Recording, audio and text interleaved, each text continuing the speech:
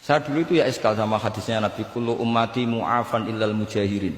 Semua umatku dimaafkan asal ketika dosa itu gak cerita kalau dosa. Saya dulu jenggat.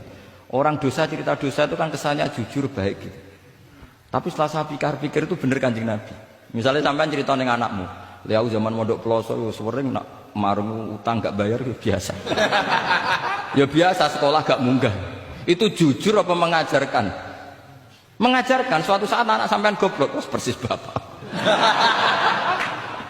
Maka penting, tidak jaru itu penting. Makanya kata Nabi, semua umatku diampuni kecuali yang cerita-cerita dosanya.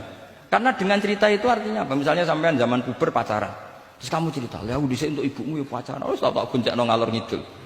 Itu jujur, tapi soal anak kamu pacaran kan, alasannya apa? Niru bapak. Tapi nak kamu sok suci, pacaran haram. Oh. Pak, lah kowe untuk ibu, wah pangeran peparinge. Lo kan nyerah bodoh nih, wah itu peparinge pangeran. Gak pacaran Pak, oh pacaran haram tuh. Kena muni orang kan bodoh nih, pacaran haram tuh. Aku untuk bojo peparingnya Allah. Wah itu dimaafkan malah itu. Lo coba nyuwun sewu, ini analogi ya nyuwun sewu. Kalau andekan semua yang pernah zina itu ngaku zina, kalau itu jumlahnya 1000 saja, 1000 itu punya keluarga, satu orang minimal punya keluarga 10, akan dipakai justifikasi kalau suatu saat zina berdasar pernah Pak D-nya atau Pak L-nya, iya enggak? Tapi kalau semuanya enggak ngaku dan semuanya nyuwun sewu sok suci, wanteng ning masjid, sak wiridan nangis, wah anak putune kok, wah mbahku khusuk kuat. Padahal nangisnya perkara nyesal tahu mau. Tapi artinya apa? Konsep yang dikatakan Rasulullah SAW itu kan luar biasa. Kullu ummati mu'afan illal mujahirin. Jadi apa yang dikonsepkan Rasulullah SAW itu pasti yang terbaik. Bahkan Imam Ghazali ikut berkampanye, wa inna, ya, termasuk pemberian Allah terbaik adalah sitra. As-sitra itu atau tutup. Jadi hifdzul qaba'ih, menjaga supaya keburukan kita tidak kelihatan, itu termasuk kebaikan. Bukan dianggap tidak jujur, karena tadi kalau semua keburukan kita tampakkan, maka akan menjadi masif. Misalnya kamu cerita, misalnya insya Allah lah kita yakin semuanya kita insya Allah diselamatkan dari zina. Misalnya cerita dosa yang kecil-kecil saja, misalnya ini pondok utang rambayar atau rokokan, gak jamaah, terus kamu ceritakan anak kamu, itu bukan jujur, mesti sebagai alat. Jadi cara anak kamu, wah disanggup, cocok, suatu saat aku goblok kayak bapak. Aku di sekolah cung sering ramunggah, anakmu mondok tenang santai. Nak ramunggah dalile bapak. Tapi nak kowe cerita mondok meniki pelosok pirang tahun Pak? 10 tahun. Kepengin ngit mayai, pengen mondok susu ben barokah.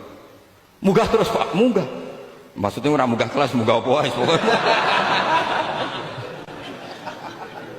Wis tenang. Karena itu bahaya, makanya kullu ummati mu'afan.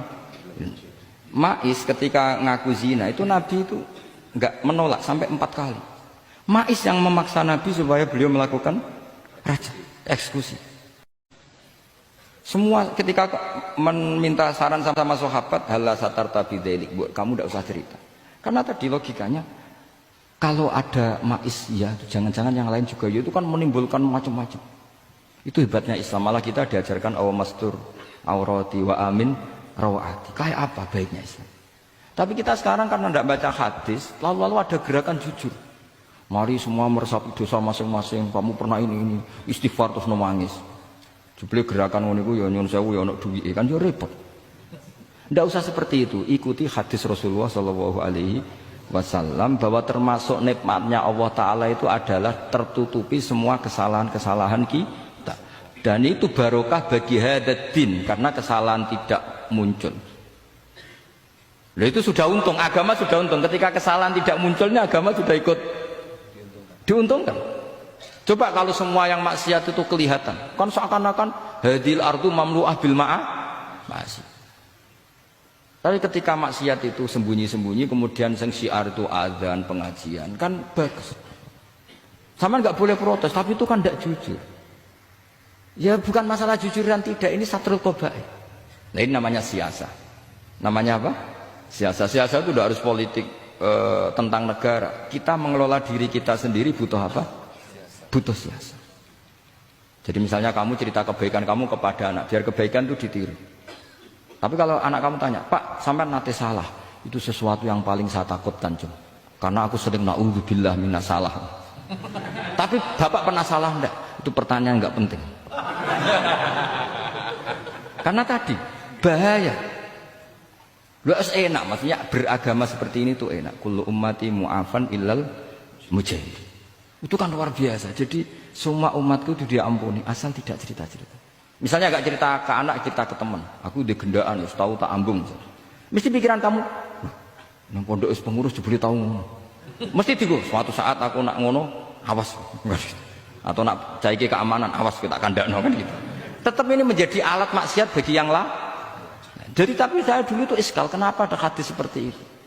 Tapi setelah saya analisis, memang kalau ijtihad atau ijhar itu efek negatifnya luar biasa. Dan kita harus iktidak bi Rasulillah sallallahu alaihi wasallam. Ya tentu idealnya yora maksiat, yora konangan maksiat. Memang karena tidak pernah itu ideal.